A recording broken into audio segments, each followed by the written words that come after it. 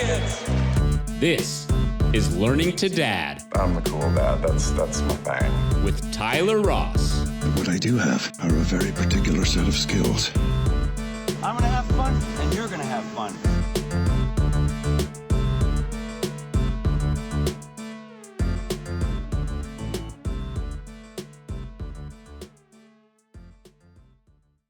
All right. Well, how the tables have turned. The interviewer is now the interviewee. So I'm Stephen Kott here with Tyler Ross. Looking forward to interviewing him on his Welcome to own Learning to Dad. podcast, Learning to Dad. We'll see what Tyler's learned so far. So first, Tyler, I guess everybody obviously who's listening to this knows a little bit about you, so we don't have to go through all of that. But I guess just to give a little bit of background for me too, what inspired the idea for this podcast, for Learning to Dad? What went off in your head to say, let's do this? Oh, so that's a wonderful question. I wanted exactly the thought in my head was I want to do cool shit with cool people. Okay. And the thought was, how do I do that? And so the first thing I did was go through what I think is cool shit. And I think working and being an entrepreneur and, you know, building businesses, the people that do that I think are cool. I think that's awesome. And I love being a dad. I mean, I've wanted to be a dad since, you know, the concept that I could understand was in my brain. So it was really what I thought the best avenue to do that. And I find that talking to people about being a parent is like a shortcut into their soul. So like, we could talk about the weather, we could talk about sports, we could talk about coffee, as Gary Vaynerchuk says. You could talk about Smurfs, man. There are people talking about Smurfs and making a living. And to me, business of any kind and being a parent are my two favorite things. Yeah. So that's why I started it. Right. Yeah. So I guess just as a little bit of background, because most people have heard you ask a lot of questions to other people about being a dad, but a little bit of background. Tell us about, you know, you and your wife, how you met. You know, we'll start there. Okay. Well, there's a race in Virginia that's called the Gold Cup. It's a horse race that happens in the fall and in the spring. And it's been something that I have pictures of me as, you know, in diapers. And that was not like high school or college. That was like as a toddler, Right. As an infant. Age-appropriate diapers. Yeah, age-appropriate diapers. And so I've been going to that for ages and got to talking to the mother of my sister's best friend who, just as the conversation started to wind down, she said, let me introduce you to my niece. And so she introduced me to Sarah, and, you know, who lived in Roanoke at the time and had a boyfriend at the time. Was the boyfriend there? He was not. Okay. No. Good. Which, you know, I just gave her one look up and down and was like, it's on. Yeah. You know, this is a girl that I'm going to pursue. So I chased her around Gold Cup and we messaged a few times. She ended up breaking up with her boyfriend over time because I strategically drove a wedge between them, just a little bit at a time. And she ultimately ended up moving up here. She has family, you know, just outside of Warrenton. And so the move was not a huge, you know, leap of faith in terms of a brand new community that she wasn't unfamiliar with. But that was how we met. We moved in fairly quickly together after a year, 18 months of like not dating. And then we started dating and more or less moved right in. So we'll get to some of that. You kind of went from the very beginning to and, you know, I want to talk about that first day at Gold Cup just a little bit.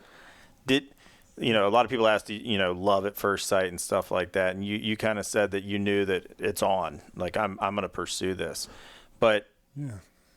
Looking back on it now, was it a love at first sight, or was it, you know, what was that feeling like? Well, I think it was like a contrasting feelings. It was definitely lust at first sight because I think she's beautiful and she was rocking, you know, she's 25, smoking hot, Gold just Cup. Graduated from college, wearing a ridiculous Sundress, huge, something. Yeah, huge Gold Cup hat and she was happy. She was fun. She, you know, some of the first words out of her mouth were, "You want to go do a shot with me?" It's like, you? There's only one answer to that question. Yes, I do.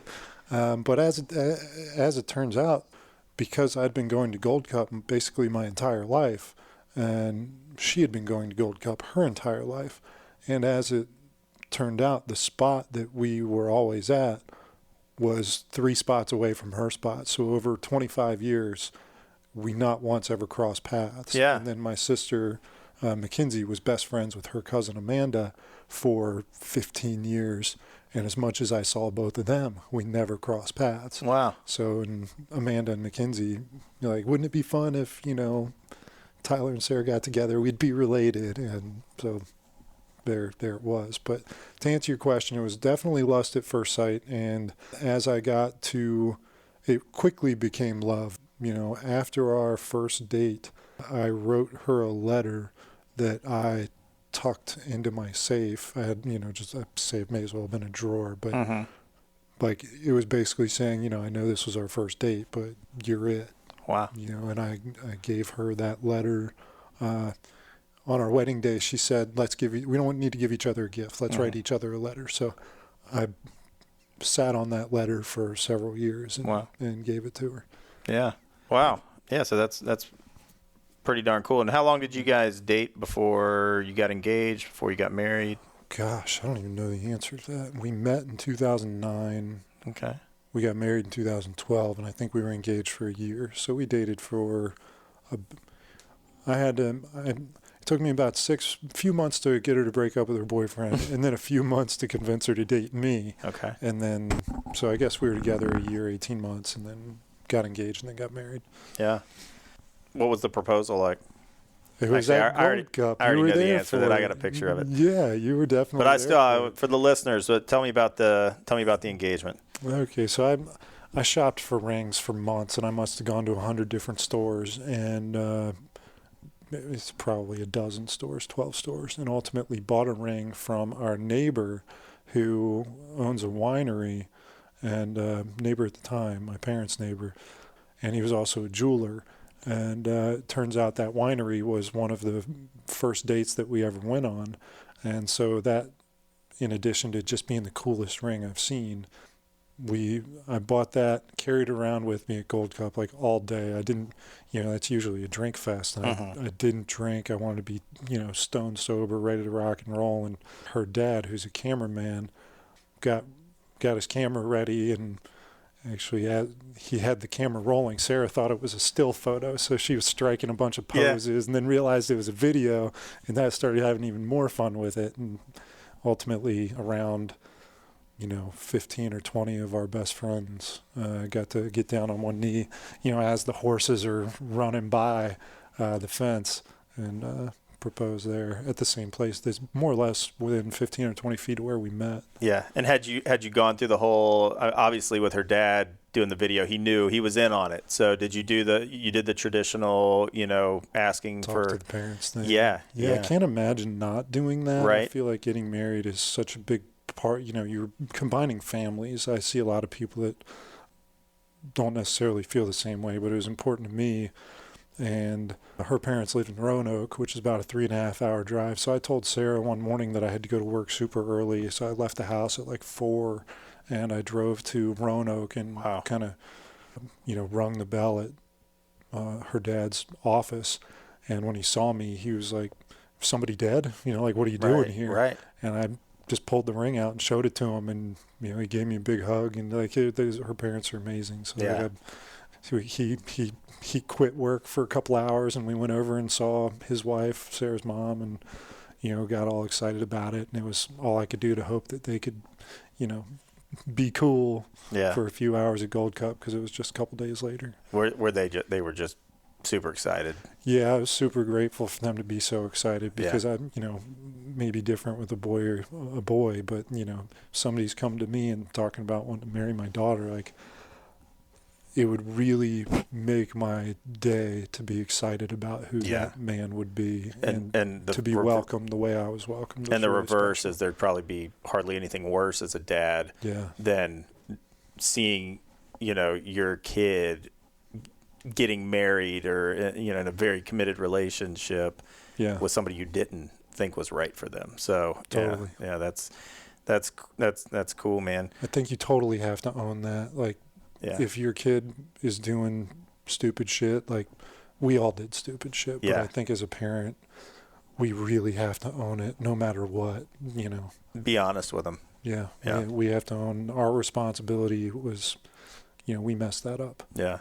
So did Sarah's dad have any good one-liners or anything for you prepared when you asked him, or any advice? He didn't see it coming. I think he was as nervous as I was. Really? When we talked about it. Yeah. He was just like, made it clear that his, daughter was important to him and that I'd better take good care of her. And I did have a couple of his friends physically threaten me in the event that I did anything, unwanted. Right, right. And now as a dad, I don't have a daughter, but you do, obviously. Can you imagine being in that position? Have you thought about that? I think about it constantly. Really? Already? Yeah. I mean, I think kids condition you for the future. Okay.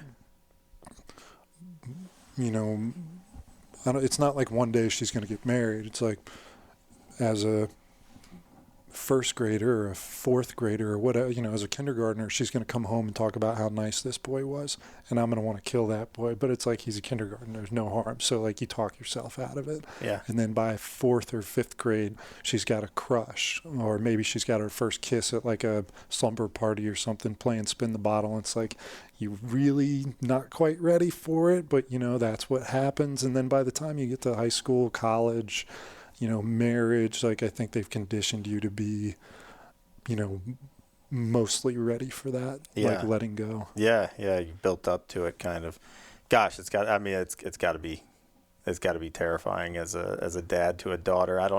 Like I said, I don't know what that's like yet, but those type of things, oof. Well, I think the things that you can control, and the things that you can't. And so I feel like I'm confident enough in my intention that she's going to make good decisions. Mm-hmm. I think her mom's awesome. Her brother's great. She's going to be in an environment that is healthy and honest. And I think as a result of that, she'll make good decisions. Yeah, I'm sure she will, and I'm sure that you'll kick her ass if she doesn't. So.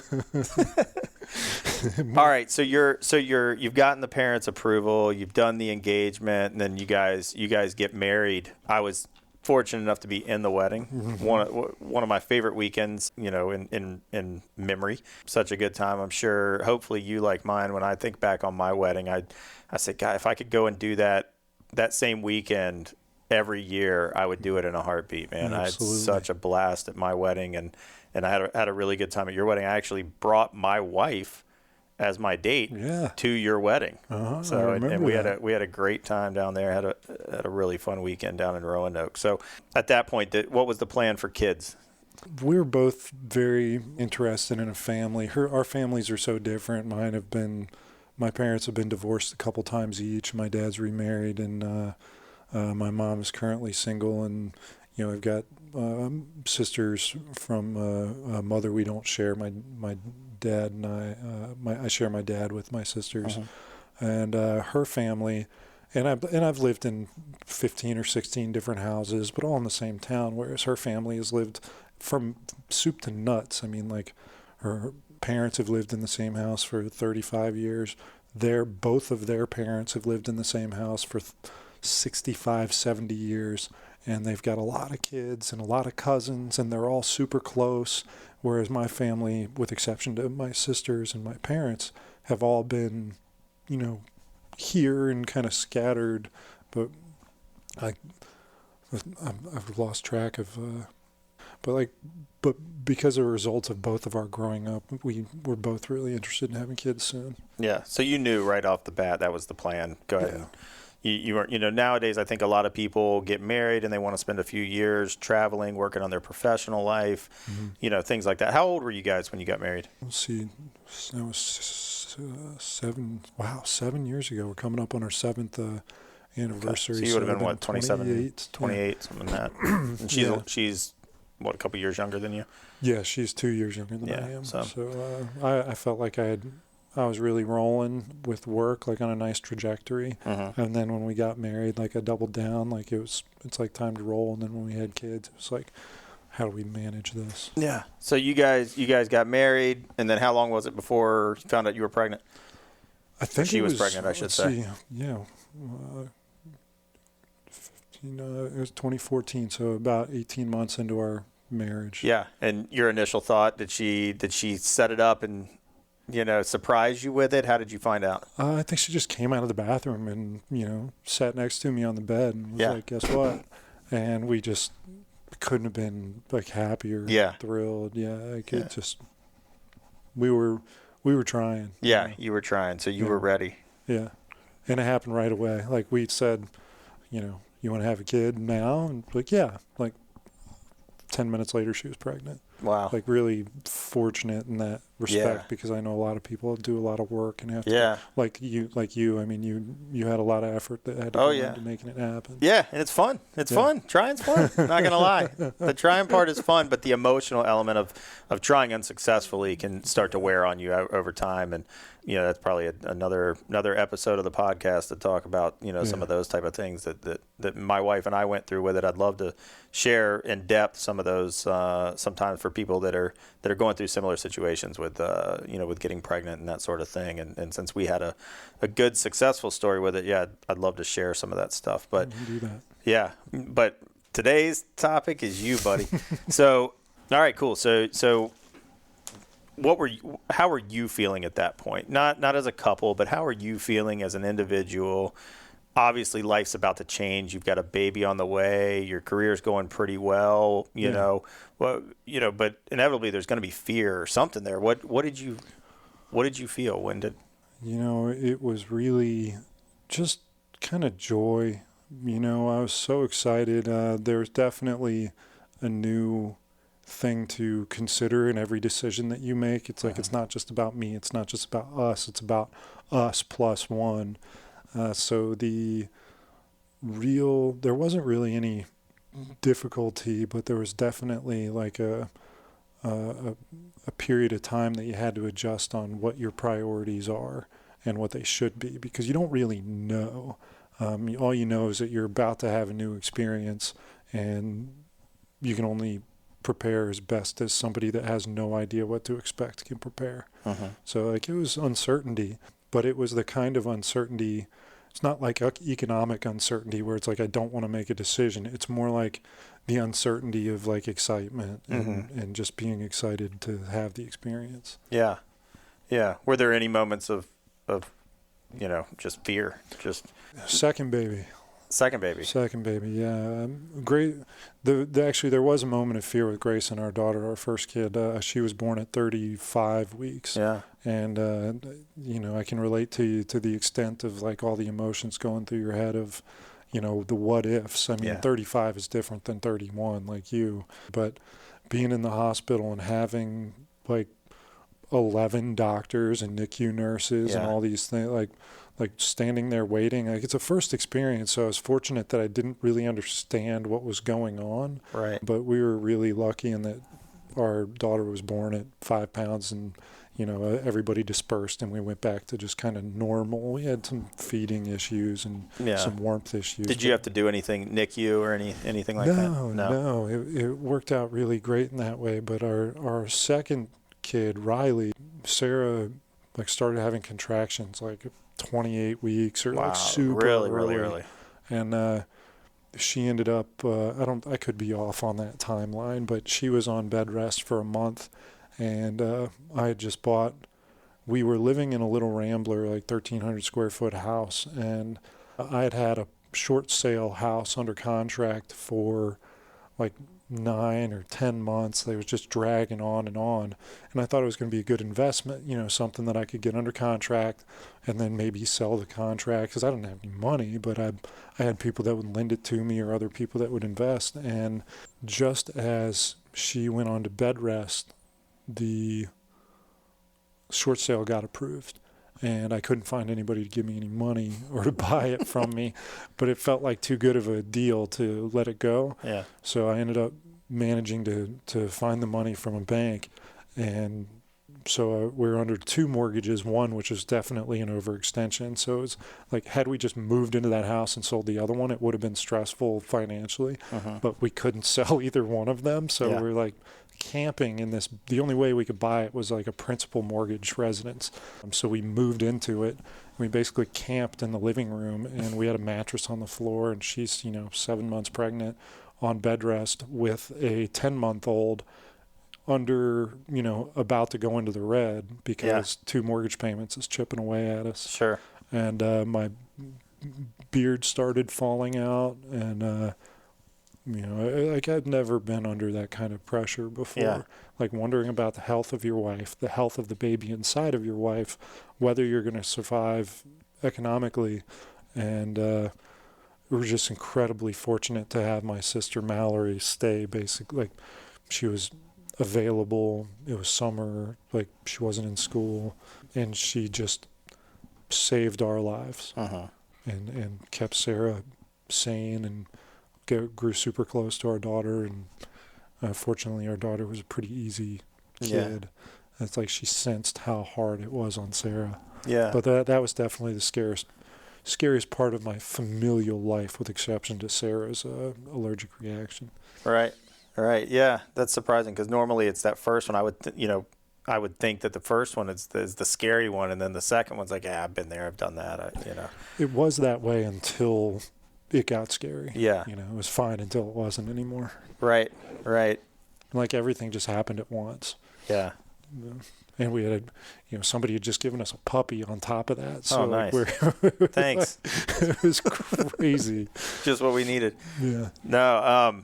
All right. So to backtrack a little bit with the, going back to just having one kid, how do you feel? Like, when do you think it sank in?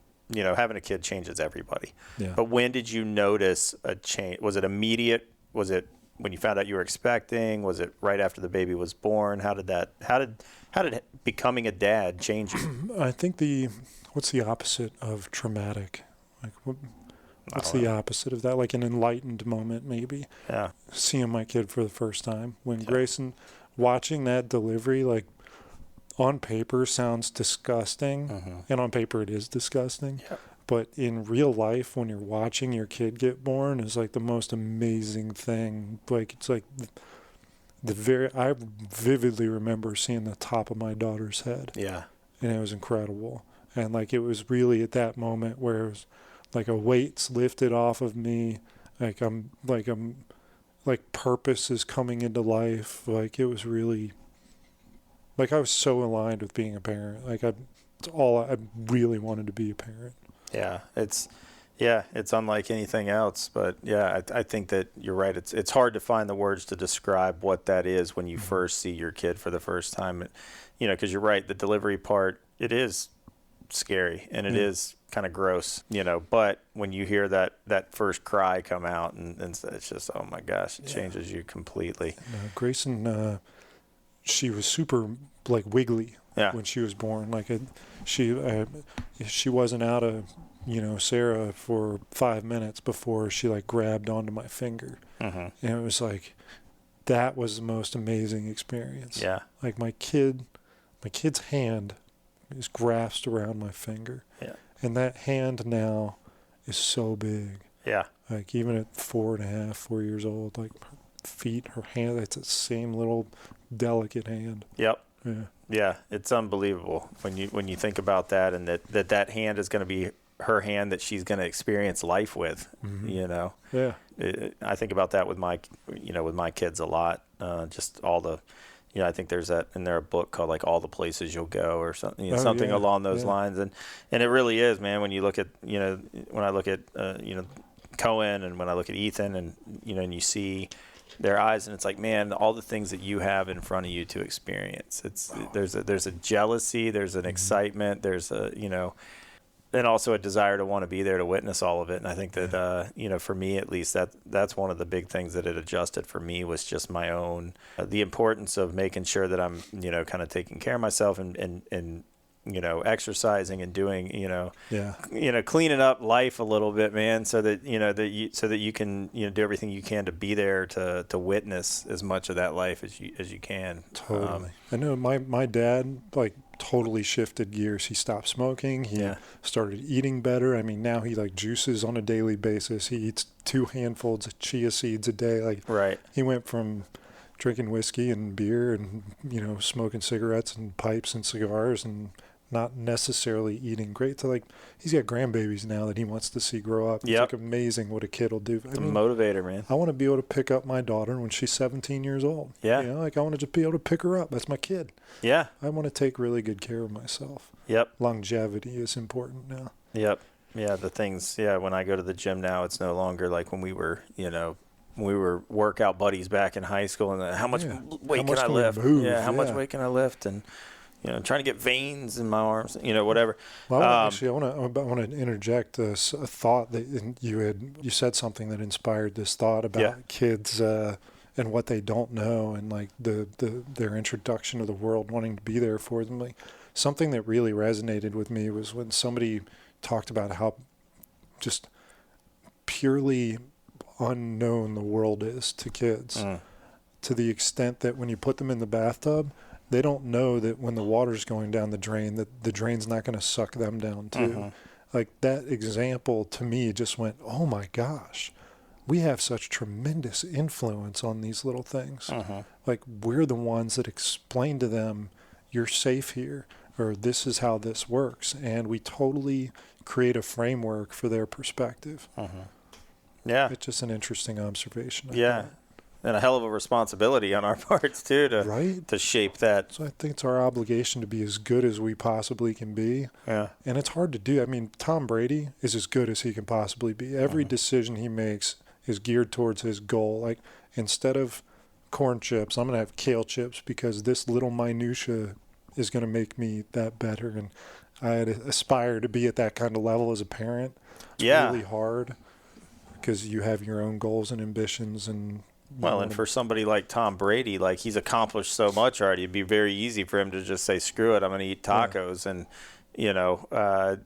live on, my island with my supermodel wife who's, worth a ton of money. Yeah, I mean, it'd be so easy to just do that. But, right, something that continues to inspire him and for him, it's, I'm sure, love of his kids, but also love of the game, love of, what he's known his whole life, and a lot of things we do is for love of our kids. So, and I think that taking care of ourselves is one of those that we can do for our kids, and so that hopefully down the line, just like your dad, you'll be able to experience being a granddad. So and like what the first question you asked me about why did you do the podcast, like part of it is to help whittle down what my goals really are, like because the more you can clarify your goals, I think the better decisions you can make towards achieving them. Because if your goal is blurry, it's hard to make the right decision. So by listening to all these other dads talk, you get to start piecing together all these things that really make sense, and that puts you in a better position to make a better decision to reach your own goals. Yeah. All right. Well, let's get back on the kind of the timeline here as far as the kids. So you have Grayson. You guys are now a family of 3. Yep. Just, your own little slice of heaven. How long until 12 weeks. 12 weeks, and Sarah was Were you pregnant. trying? We weren't not trying. Yeah. So clearly it doesn't happen by not trying. But yeah, we weren't not trying. But yeah, she said, I'm pregnant again. I said, no shit. Yeah. A little different this time That's around. awesome. Yeah. I mean, it was still pumped, but it was like a joke. It was Pumped, but maybe a little more real. It's like doctor just said that, it's okay to resume activities and you're pregnant. Like, right. Awesome. Yeah. But, oh my God. Yeah. Here we go. And anybody that ever complains about having one kid, I feel you. It's difficult, but reserve the energy, because 2 is a challenge far greater than 1, and 3 I can only imagine. I've interviewed somebody that had 7. Jeez. And it's a lifestyle. You can't be a parent and go to a job. Like your lifestyle is different. Yeah. But anyway, yeah. Well, and I've heard, kind of off of that, I've heard that, the first kid changes mom's life, the second kid changes dad's life. Do you buy into that? I would believe that. Yeah. Yeah. I mean, it's moms are superheroes and they're amazing. And you do feel as a dad, or at least I feel as a dad, maybe you can relate that, like, to a certain point, you're really just kind of like the assistant, like you run and support, like you don't really add a lot of value to the kid, with exception to supporting your spouse, the kid's mom, your wife. But yeah, having two, now you're much more hands-on, like you're part of it now, truly. Yeah, well, you know, I've been lucky in that, you know, I mean, I do change diapers and stuff, but the number of diapers I've changed compared to Vanessa is I mean, it's pathetic. And I can only imagine if we had a newborn at home right now, how many more diapers of Cohen's I would be changing on a daily basis or a nightly basis and that sort of thing. And if your roles were different too, like you and I both live lives where our roles tend to be, you know, fairly traditional by definition, in the sense that, you know, we have the role of financial support and these things, and mom is, you know, the caregiver and the homemaker and taking care of the household stuff, which you grew up in that kind of environment. And because my parents divorced, our environment was peculiar a little bit, but that can totally be flipped too. You know, I interviewed a guy who was a stay-at-home dad for a little while. Sure. And this is big general contractor, you know, hard rocker type of dude, and he was like a stay-at-home dad for a while. It's like that's the role he played for that period of time. Yeah, I think you do what your family needs. Yeah, so. Yeah, but generally, that doesn't sound inaccurate. You know, the first kid is mom, and second kid, it's like dad's. Have you noticed that to be true in your particular case? Yeah. Second one changed things for you, more dramatic. We hardly got adjusted to the first change. Yeah, that's true. So it's hard to contrast it too much. Right. It just was all kind of a blur. Yeah, if Grayson hadn't been born a month early, our kids would be 11 months apart. Yeah. Well, how did you feel, you know, just kind of shooting from the hip here, how did you feel from a financial standpoint with the kids? How did it adjust your approach to things? You know, because I know, like you were saying, you know, you had, you know, deals out there where it was like, I don't have the money, but I think the deal's too good, so I'm going to find the money. And you know, how did your approach to your financial well-being and lifestyle change once you became a dad? Well, the you know, because it's not just brokerage, but like investment and other things, your tolerance for risk changes. You know, you have to make sure, you know, your primary is considered. And now, when your primary used to be just, let's wheel and deal and make something happen. So from that perspective, there has to be a little bit more meat on the bone. And then from a personal financial perspective, like you start, you know, instead of spending this money on you, now you're spending it on your wife or your kid. Yeah. You know, because a diaper budget is a line item on your budget now. Oh, I know it. And you got to start preparing if you're going to send your kids to private school. That's a serious line item budget. I mean, everybody that sends their kids to private school and is a full tuition or even half tuition paying parent is giving up a car, $50,000 extra on their mortgage, vacation, savings, you know, even people going into debt, you know, they put that up for the benefit of their kids' education. Yeah. It's one thing for you to, you know, be single or even married with no kids and, you know, scraping to get by. It's another thing when you've got, you know, little mouths that depend on you and things like that. So it's always one of the, I think from a male, you know, well, shouldn't even say from a male, but from a, like you said, from the perspective of somebody whose primary responsibility is financial, you know, security and providing that for their family, I think it's natural for finances to be a main concern, because everybody will tell you how expensive kids are, and I've gotten to know that firsthand, you know. Yeah. So definitely. I was curious how that. I'm super fortunate to have a wife who, it's like we'd live in a shoebox and we'd be fine. Yeah. It's like, I'm glad that we don't have to. Right. And she gives me enough support and leeway to go, you know, chase the stuff I like chasing, you know, in terms of taking risks and making investments and building a business. But, you know, what's the worst that happens? Lose it all. Yeah. You know, like I still got the important stuff. So let's put it, you know, if it's worth it, you know, risk it, you know, because worst case, I know how to make a living. If you know how to make a living, you can always build it back up. Yeah. I mean, that said, I'm not doing anything that's tight or putting Sure. us in risk, because I don't ever want our family to go backwards if we don't have to. But if there's something really exciting that would be amazing to be a part of, like, I know that, I have the permission to do that. Yeah. Yeah. That's awesome to have the support of a wife. And, Yeah. what was that Jim Carrey movie where I think the wife ended up leaving him, but she said she'd eat blubber for him. Do you remember that? I think it was like Me, Myself, and Irene, something like that. Yeah. She didn't end up moving to Alaska and eating blubber for him, but she said she would. So that's cool. Glad Sarah will eat blubber for She'll you. eat blubber. Nice. All right. So then second one comes around. Was Sarah working at the time? Like when Yeah. the first one? Yeah, she's an elementary school teacher. Even after Grayson was born? No, she was staying at home. Okay. She was staying at home. So she stayed at home. She just went back this year. Yeah. Yeah. Yeah. And so how was that? Having your wife staying at home, you've got 2 kids at home, you're out working during the day. What was your role in being a dad at that stage? It was definitely, providing financially, because public school teachers are dramatically underpaid. Like a babysitter would have cost twice as much as her income was. So Right. it only made sense that mom be the primary influence on our kids.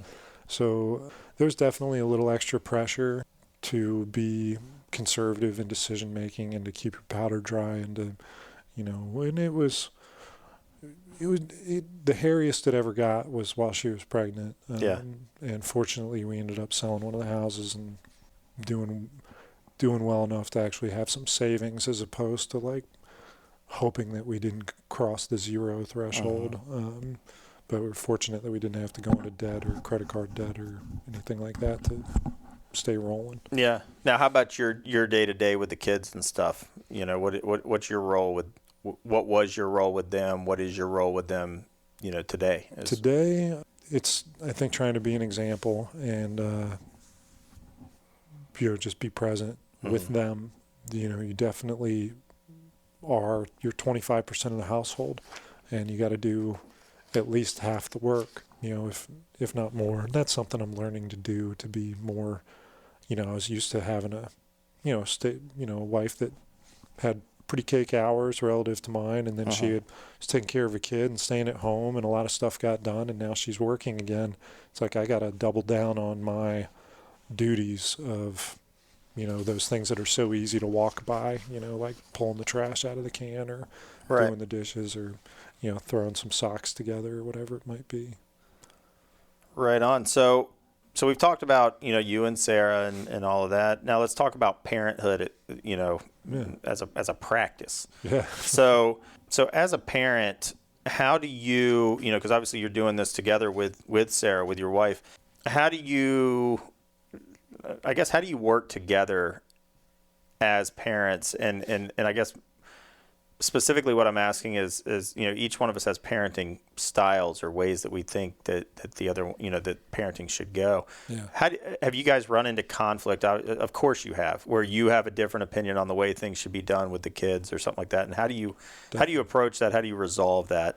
It's been lately I've actually been really into addressing just this, and I find the majority of the problem is mine. I don't doubt that. It's all about self-awareness and self-improvement. And, as much as I like, my ego tries to convince me that I'm amazing, like I'm a human and I'm imperfect, and there are things that I need to work on every single day. And one of them is humility and respecting the other person's opinion, because if it's my opinion, I'm right. Why wouldn't my opinion be right? Because I feel so wedded to it. Yeah. But, here's an example. I asked my wife, what would you want to do if we took 3 months off? If we won the lottery, if we saved up and we just took a whole year off, what would you want to do? And she immediately said, I'd want to move in next door to my family in Atlanta. Her cousin and their 3 kids. And the first thing that popped into my head was, well, that seems lame. Right. Like a whole year? Yeah. But that's her truth. What are we going to do? And somebody might think that my idea of what I would want to do is lame. Yeah. And so reconciling that has been part of my greatest efforts over the last few months. I've been doing a lot of reading and a lot of journaling and a lot of thinking about, like, how can I be more respectful of other people's opinions and their truths. And that's part of my truth is, being honest. And it's improved our communication. So if we have disagreements, like, it's easy to get snippy or for one of us to dig in. But, when one of us does, we're improving and getting better every day on coming back to the middle and saying, let's talk about this. Yeah. And at the end of the day, the goal is the same, obviously, which is to raise, the intention is exactly good kids that are balanced, that are, just good people in general. So, I think it's just about figuring out how to do that. Exactly. So, all right, cool. And then, so Sarah's back to work now. Yep. How's that? Maybe I should be asking her, but how has that affected things at home with the kids? It's from a selfish standpoint, it's messing me up because, like, now I don't get as many hours in at work, and from a financial perspective, that if it was purely financial decision, it doesn't make any sense at all for her to be at work. However, I think she underappreciated, and I definitely underappreciated the work associated with being a stay-at-home mom. And so I think she needed that contrast to have that experience and be fulfilled and find the satisfaction in putting in the work days like she used to. So it's been a challenge, but the beauty that's been out of it is I've gotten to spend a lot of time with our kids, because I used to leave at 7:38 and come home at 6:30, but I packaged everything in between those hours. Now she leaves the house at 7:30, and I've got the kids until school starts, so I spend 90 minutes with them just solo every single morning, and that's like QT, and I get to be a little bit more of a part of their day, and that's been really great. Much as, like, part of that little voice in my head's like, how effective and efficient you would be if you got these extra 3 or 4 hours. Because I'm watching the kids while Sarah's getting ready too. So I basically have them from 5:30 or 6 until 9. And that's 3 hours I usually had to go out there and kick ass doing the stuff that I like doing. But, like, it's given me an opportunity to be more present, because real estate agents and anything else that we do can usually wait till 11. Right. Or, nothing really it seems like everyone waits till 5:15 to start calling you. Yeah. But I've gotten to spend a lot of time with the kids, which is awesome. Cool. And you guys, do you have kind of a routine every morning? You got it down to a science at this point? Yeah, I unfortunately stick them in front of the TV or iPad because I got to go shower and get dressed, for that period of time. But we usually play a little bit. I make them breakfast. Anybody that has had 2 kids can relate to this, but it can take an hour to get a kid's shoes on. Yeah. Like, put on by the time you put socks and shoes on one kid and go over to the other kid, the other one's taking their socks and shoes off. Yeah. It's like, it's all you can do to keep them going crazy. Like, we live 2 blocks from where they go to school. We could walk to school, but we could start getting dressed at, 45 minutes, and we're still, like, last people in the drop-off line. Yeah. Have you found yourself as a parent? I know it's something that we do, and my wife's half Colombian, and we joke that Colombians are never on time to anything, and so I learned very early on in our relationship, even before kids, to get used to being on Colombian time, which meant if you showed up, if they said the party dinner's at 5 and you show up at 5, it's almost like, what the hell are you doing here? Why are you so early? But as we've had kids, I found that we've continued to be late to stuff, but do you adjust your schedule accordingly to give yourself plenty of time to prepare, or have you just accepted the fact that you're going to be 10 minutes late for everything? I fight it. I always want to be on time, but what it has done is given me a new appreciation for people that are late with when I'm expecting them, because my perception, especially people that don't have kids, like, all right, you're late, so first of all, you're wasting my time, and second of all, you're a liar because you told me you were going to be here at this time, and third of all, you've got zero respect for this. So I've loosened up on that a lot, and I've kind of ripped a page out of Thomas Friedman's book. It's like, thanks for being late, now that someone else is late, because I am late now, as much as it pains me to be late, because I feel like I'm projecting all these things that I would otherwise receive onto them, that they feel that way about me, and I don't want someone to feel that way.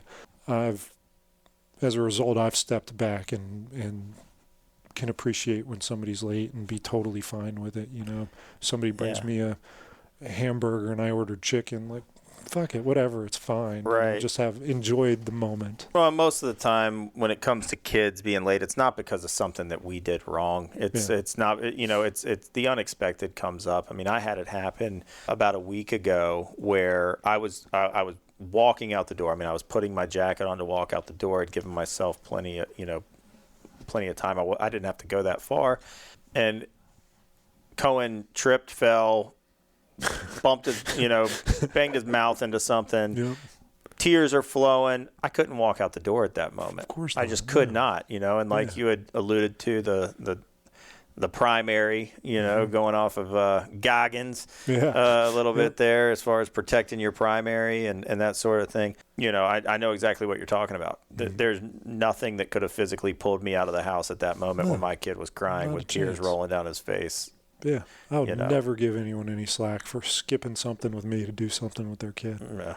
So it's one of those type of things. But all right, so you got some routines in the morning, get the kids out the door, kind of building some memories with that sort of thing. So moving forward, I guess, what do you hope for? What is, and this is just kind of an open-ended question here, but what is your goal? As a father, what are you trying to do? I guess what's your focus with your kids? That's evolved because it used to be I want them to be this, I want them to be that, I want them to have this level of X, Y, Z. But now it is to provide them opportunities so that they can explore themselves. So a lot of the things that motivate me, like, to pursue the things I like doing, is to be an example to them that, look, even though you do this for a living, you can still carve out time to pursue all of these other things, because I don't know what I want to be when I grow up. So all I want are the opportunities to explore. Mm-hmm. And I know not all people are wired the same way and wanting to have a little piece of everything. Some people want to dive into a single thing, but I feel like what I want for them is to have the opportunities to explore the life that will fulfill them the most and bring them the most joy. Uh-huh. And I can't be the road sign for that. I can't direct them towards that. I have to allow them to find that on their own. So I just want to, as a dad, put them in a position to, go the direction that feels right to them. Yeah. And how do you, I guess this question could be asked in multiple ways, but you've got a little girl and a little boy. Mm-hmm. How does your parenting style differ between them because you're dealing with a daughter or because you're dealing with a son? Do you approach it differently? How do you deal with that? That's a good question. I don't think I approach it differently yet. Based on a boy and girl perspective. Yeah. Like right now, I think at 3 and 4, there's not really a boy-girl difference. I mean, they could be interested in different things. As it happens, my boy's interested in trucks and cars and dinosaurs. My daughter's interested in princesses and makeup and stuff. But it may as well be, red team, black team, or whatever. It doesn't matter what those differences are. Like your approach to talking to them, because I have a stepson and I have my real little son, Cohen, who's only 13 months old, but I don't have a daughter. Yeah. And the idea of having a daughter terrifies me because I don't know if I have it in me to, discipline, to yell, raise my voice at a daughter. I don't know if I have that in me, and so. As much as I think I would like to say that I would, approach each one of my kids equally or the same, based on that, I don't know if I have it in me. You would. My daughter is really smart. Yeah. Like in a different way than my son. Like she doesn't know her alphabet yet, but my son, who's a year younger, knows it backwards, forwards, sideways. But my daughter knows people and understands how to work with people, and she is in my head. Yeah. And that's I'm going to chalk that up to a gender difference and not an age difference. Maybe that's misogynistic. Now, when you say in your head, what do you mean? I mean, like, she knows how I work. Like, Okay. Like, I can see her experimenting with different angles. So she's working you.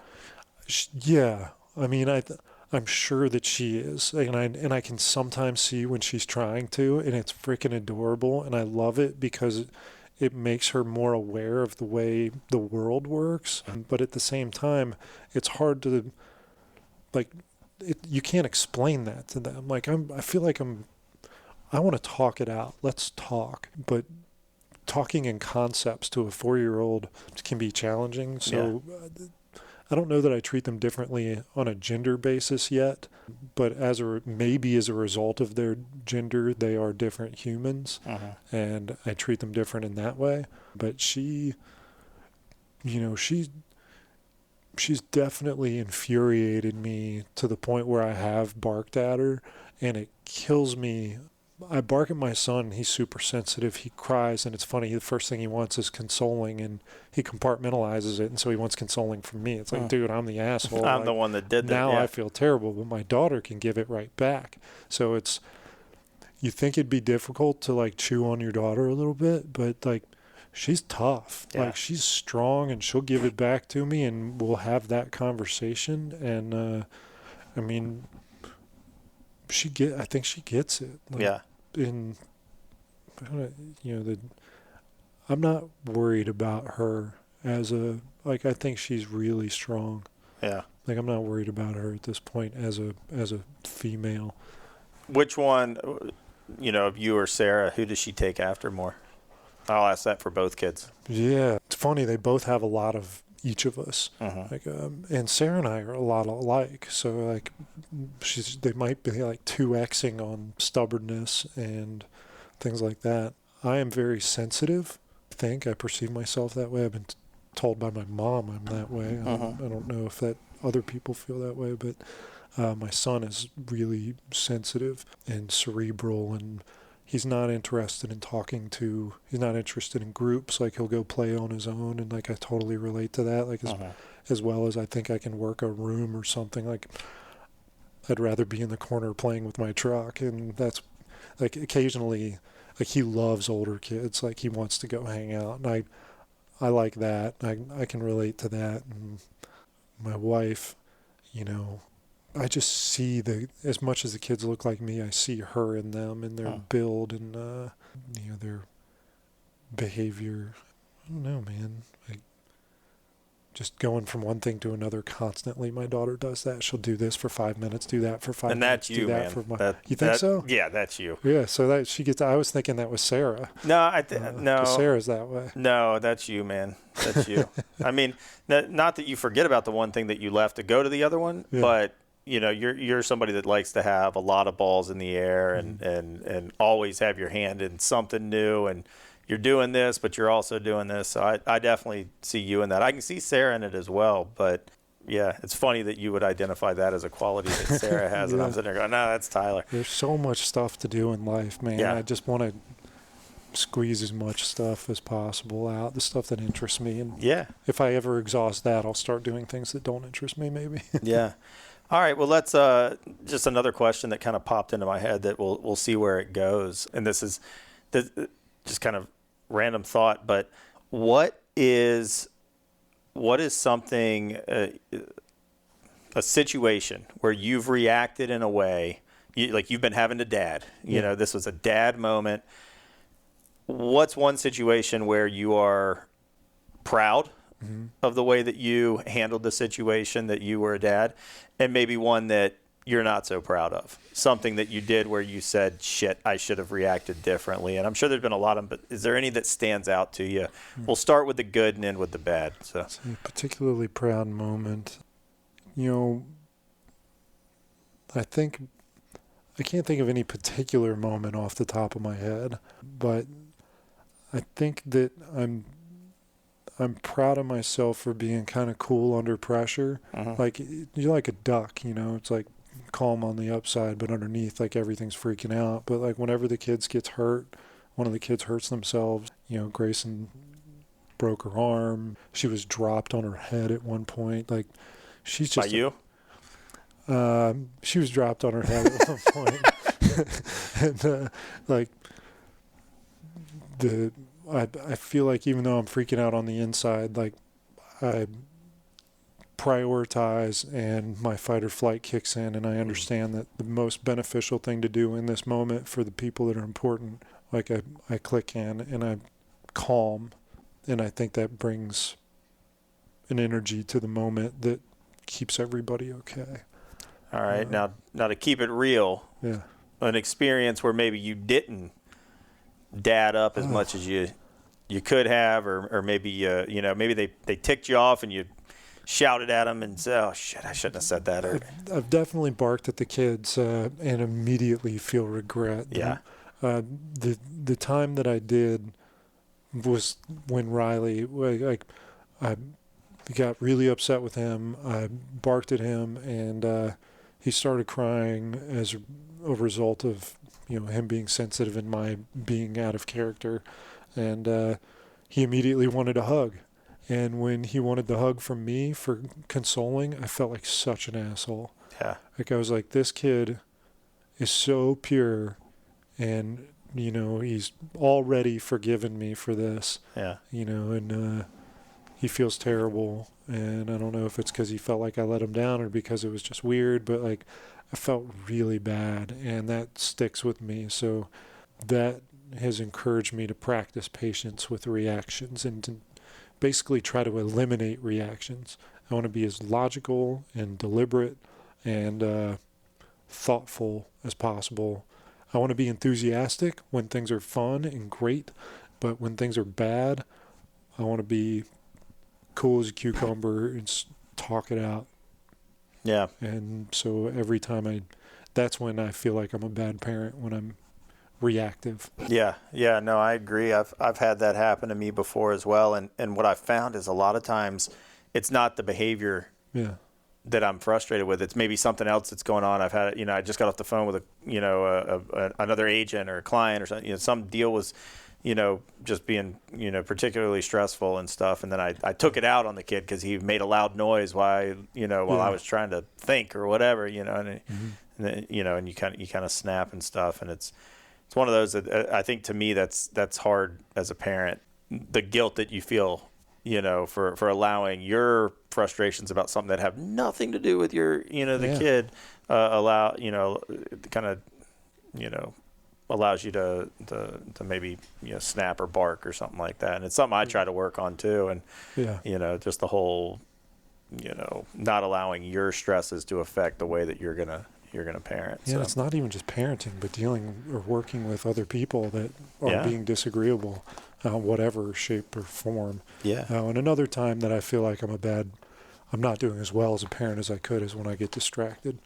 Instead of being present with them, I'm dicking around on my phone or, not work-related stuff, even work-related stuff. It's like, there's got to be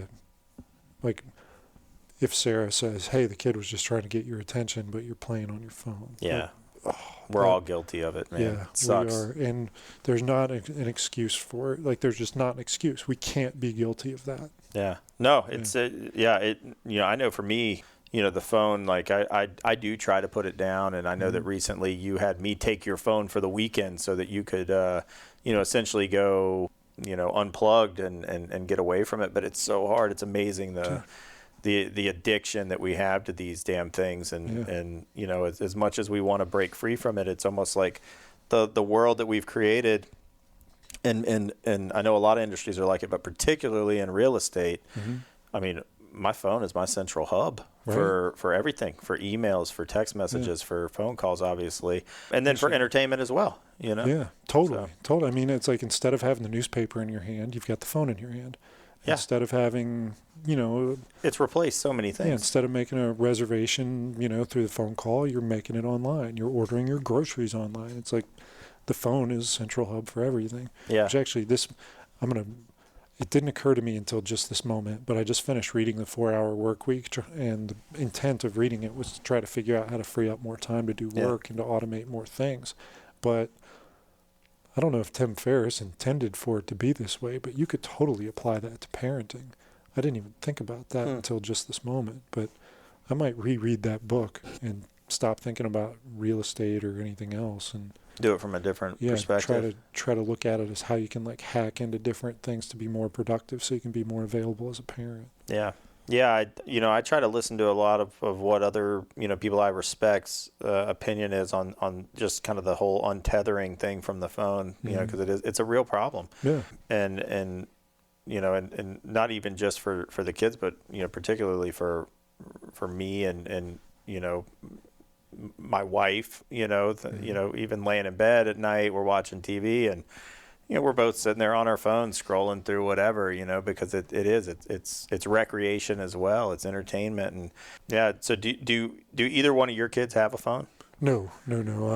They do have iPads that we've increasingly reduced the amount of exposure they get to it. In fact, we bought both of them blue light blocker glasses that if they want to play on their iPad, they have to wear their blue light blockers just for eye health reasons. But the incentive, the reason that we stopped as much is that tearing it away from them was so hard. Yeah. Like they were so out of sorts when we take it away. And it's like, you can't kick and scream because I'm taking this away from you. Like, it's time to go to bed. It's time to get in the car, whatever. Like, you can't be an asshole. Right. So, like, you're not getting it anymore. So if you want to use this, when we ask for it, you're giving it to us right now. And if you don't get it. Yeah. But we've tried to limit it to when only one of us is home and we have to go take a shower or something, or if we're at a restaurant and the wheels are just falling off, like they can't stand it anymore because you're going to ruin everybody else's meal if you don't put the damn iPad in front of them. Yeah, not just the people sitting at our table, but everybody else that's there. Yeah. It's like, we can't wait 40 minutes for the chicken fingers to come out, guys. Like, we ordered this when we walked through the door before you gave us menus because we need to keep these kids busy. Yeah. It's like, it's so hard. It's so hard too, because unfortunately we have to accept that phones and technology and all of those things are going to be an even as big a part of our lives as it is. It's going to be even bigger for our kids. Yeah. They might even laugh at us for carrying phones around. Like, yeah, who knows? You mean it wasn't integrated into your skull when you were your ear, 18 years old? Yeah.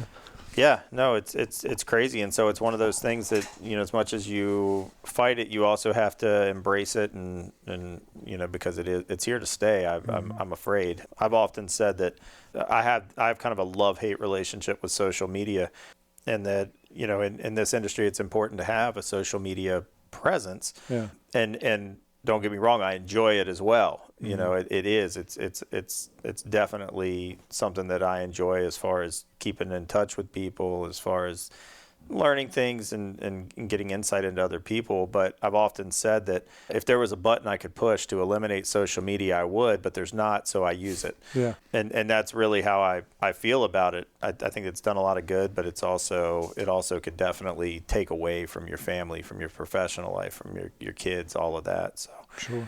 All right. And so I guess the last thing we asked was something you've done as a dad that maybe you weren't so proud of. What have you, I guess, what are you trying to teach your kids? What kind of examples do you have or have you given that's, trying to guide your kids, trying to raise these kids? What's something that you do on maybe a daily basis that guiding you towards being, Well, I try to be loving and affectionate and kind to them no matter what. I think if they're, they say, Wayne Dyer says, if you squeeze an orange, what comes out? Orange juice.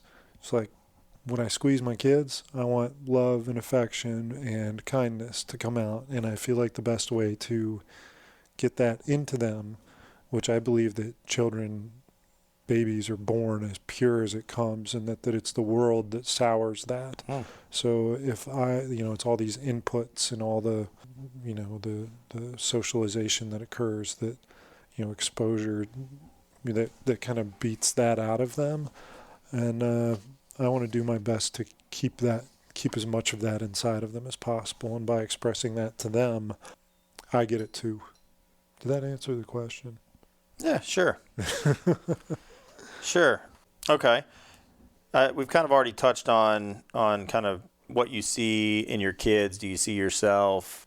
What's something that you try to make sure, other than just love, like, but maybe as a male, and I know that these kind of questions can be a little questionable nowadays with gender roles and stuff, but as a male, as a husband, as a father, what's something that you want your kids to see you doing? What's a trait that a male, that a father or a husband should have, that you want your kids to see in you? Well, I want them to be open. I don't want them to be rigid. And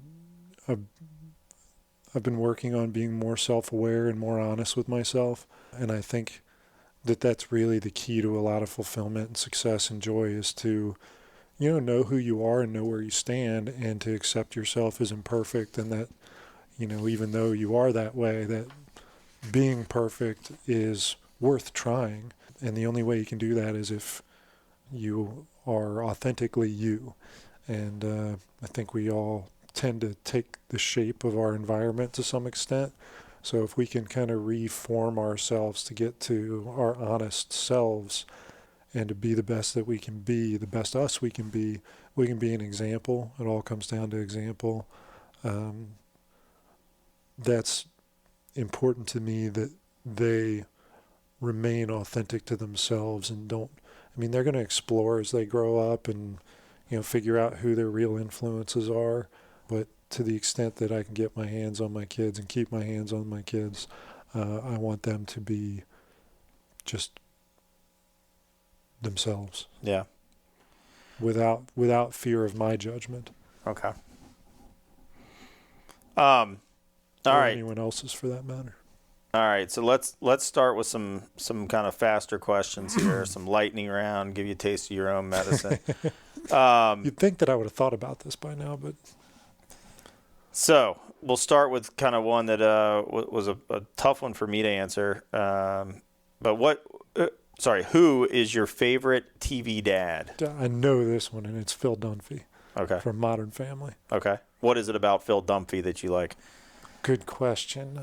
Well, one, I can relate to him as a realtor, but he is just up for anything, and he tries different stuff. Every time he says TM, it cracks me up, because it's like the head scratcher TM or whatever. It's like I can totally resonate with that. Yeah. And he just adores all of his kids. Yeah. And has fun, and I want to be more like that. I want to have more fun. Yeah. Yeah. Okay. So another question here, if the billboard question, which I know you're familiar with, but for people listening, if you had billboard space on a highway and you could put up a message to other dads out there, what would you write? What would you have it say? I've heard a couple really great ones hosting this podcast, and I might steal some of theirs. One of them is, they're watching you. Your kids are always watching you. So be very aware of the way you treat other people and the way you treat yourself and the way you treat your family, because your kids are learning. They're watching you. That by itself might be kind of a creepy message, but to parents, they're watching you. And Ike Broadus said one that I thought was great, and I hate to ruin it for anyone that hasn't listened, but it was just, his was, go home. Go home. Go home. It's like, whatever you're doing here, go home. Go home. Spend time with your family. Yeah. All right. And then how would you describe the kind of father that you would like to be remembered as? Gosh. A great example. Somebody that always said why not instead of no. I hope that I can inspire my kids. I hope they find inspiration from me. And I don't know what the right word is, but I want them to know that whatever egotistical part of me wants to be the best, I want to be supportive of them being a lot better than me. All right. And then I guess we'll I may have other questions that come up to me, but the last formal question here is, if this podcast is going to be out there forever for your kids to listen to, what is the message that you would like for your kids to remember, like for your kids to hear? I want them to, however much they love, however kind they are, be more kind, love more, give more than they take, which I don't know if I do or not, but I'm working on that. Regardless, use your time well. Use it. Don't waste time.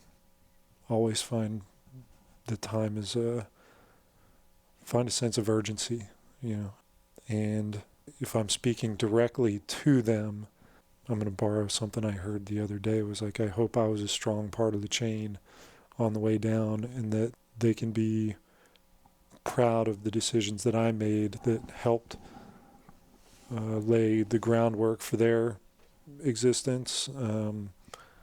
And I hope that they're all better, that every single one of them is better than me, and that I love them unconditionally. And I'm watching you. And I'm watching you. All right. And then just kind of as something that just popped into my head, a message for your wife. Oh, wow. About parenting, about being a father, and parenthood. Yeah. What would you say? I'm grateful for her patience with me as I evolve and try to be better. Her guidance and her leash. She's given me a lot of rope to do the stuff that I want to do. And I want to thank her for, her malleability and, not being rigid. We both have foundations that are totally different, and we've, I think, negotiated to the middle in a lot of things.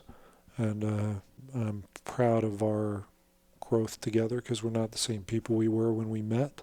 I understand how hard it is for, how everything's all roses and sunshine for a long time, and then you get introduced to this new part of your life, and you're not the same people, or if you are the same people, you're in a new environment, the context is different, and so, it requires work, and I'm grateful that she puts in the work to tolerate me. Yeah.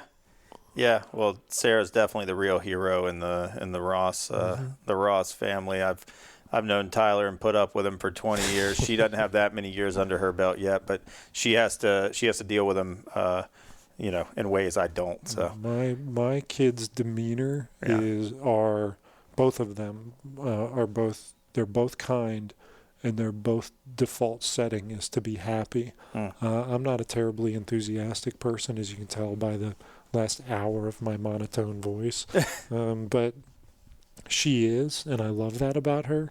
And my kids are dramatic and enthusiastic and happy and kind and fun because of her. Yeah, I would agree. I think you're fun too, but no, Sarah's definitely always super happy, complimentary, flattering, all of those things. And yeah, I hope your kids will get that. She's so fast. The very first thing she sees is positive. Yeah. And I'm working on that. The very first thing I see is an opportunity for improvement. Yeah. So that implies that the very first thing I see is negative. But I don't frame it that way. I think she interprets it that way sometimes. But I'm always looking for the way it can be better, and she's appreciating it in the way that it is. And that's a big gap to try to close, and we have to talk a lot about it because we're different in that way. But I really appreciate that and learn from her in that way. All right. Well, in the spirit of this being your podcast, is there anything that you'd want to say to the people that have listened to the episodes or some of the episodes so far? Anything you'd want to say? Cool question, man. Thank you for asking that. Yeah. I can't express enough gratitude to the people who have taken their time to permit my, journey into their mind and their soul and their being, and talking about parents and talking about their business and their experiences. I've learned so much from them and am excited about learning more. You guys have enabled my goal to do cool shit with cool people, and I'm doing that now. I've done it for the episodes past, and I'll do it for the episodes forward. And as a result of my chasing my selfish goal, I hope that the benefit stretches to hundreds, thousands, hundreds of thousands. And if I could wave a magic wand, it would be millions of dads, parents, kids who would listen to the incredible stories of the people that are willing to be interviewed. I think it's our obligation as parents to be the best we can and to make our generation of kids better than the generation we are. And that's humanity's benefit.